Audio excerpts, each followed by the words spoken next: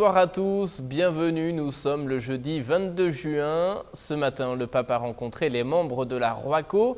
C'est la réunion des œuvres d'aide aux églises orientales. Le Saint-Père, dans son discours, a évoqué les tragédies vécues par de nombreux chrétiens en Orient.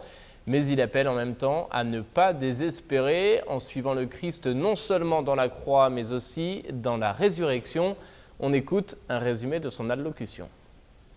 En rencontrant les membres de la ROACO, le Saint-Père a rappelé les persécutions qu'ont subies les églises orientales, que ce soit en Europe de l'Est ou au Moyen-Orient.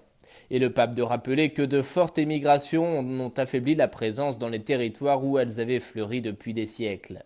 Maintenant, a-t-il poursuivi, grâce à Dieu, certaines d'entre elles sont retournées à la liberté après la douloureuse période des régimes totalitaires. Mais d'autres, particulièrement en Syrie, en Irak et en Égypte, voient leurs enfants souffrir à cause de la persistance des guerres et des violences insensées perpétrées par le terrorisme fondamentaliste. Mais le pape François a rappelé que suivre le Christ implique d'assumer l'expérience de la croix et que les drames qui font vivre l'expérience de la croix de Jésus sont donc une cause de tourment et de souffrance, mais en même temps source de salut.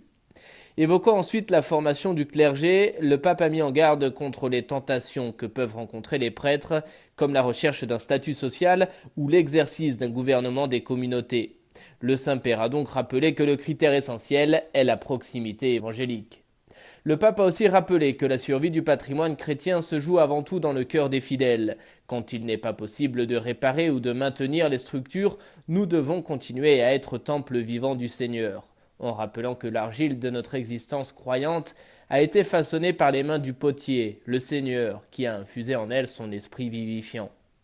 François, revenant sur le martyre commun des catholiques, orthodoxes et protestants en Orient, a aussi souligné l'importance d'assurer le soin pastoral des fidèles orientaux contraints à l'émigration pour qu'ils puissent continuer à vivre leur foi dans les pays d'accueil selon leur propre tradition ecclésiale, constituant ainsi un pont entre l'Orient et l'Occident.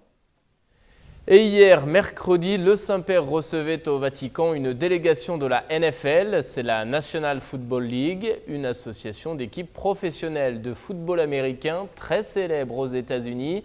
Le pape, à cette occasion, a salué les valeurs du sport et il appelle notamment à diffuser ces valeurs au-delà des terrains. On écoute un résumé de cette rencontre. Lors de sa rencontre avec la NFL, le pape lui-même s'est arrêté sur sa passion pour le football en faisant remarquer avec humour que dans son pays d'origine, on y joue de manière très différente. Dans son discours, le pape a ensuite mis en avant la nécessité de présenter des modèles aux jeunes, des personnes, dit-il, qui nous montrent comment donner le meilleur de nous-mêmes pour mettre à profit les dons et les talents que Dieu nous a donnés et ainsi indiquer la voie pour un futur meilleur pour notre société.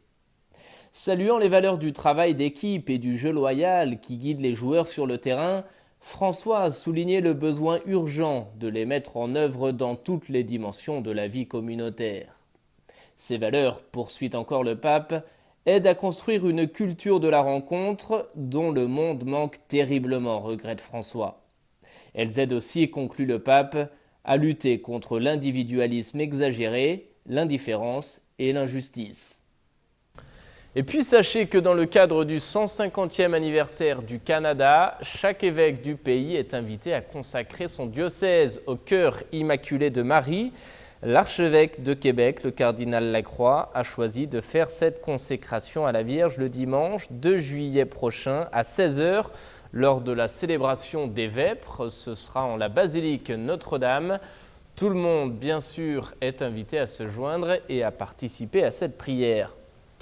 Et puis sachez par ailleurs que dans ce contexte toujours, la conférence des évêques du Canada a préparé une prière de consécration à la Vierge pour un usage personnel. Vous pouvez donc vous la procurer, elle est disponible sur le site internet de la CECC. C'est la fin de cette émission. Merci à vous de l'avoir suivi. Je vous souhaite une agréable soirée. À bientôt.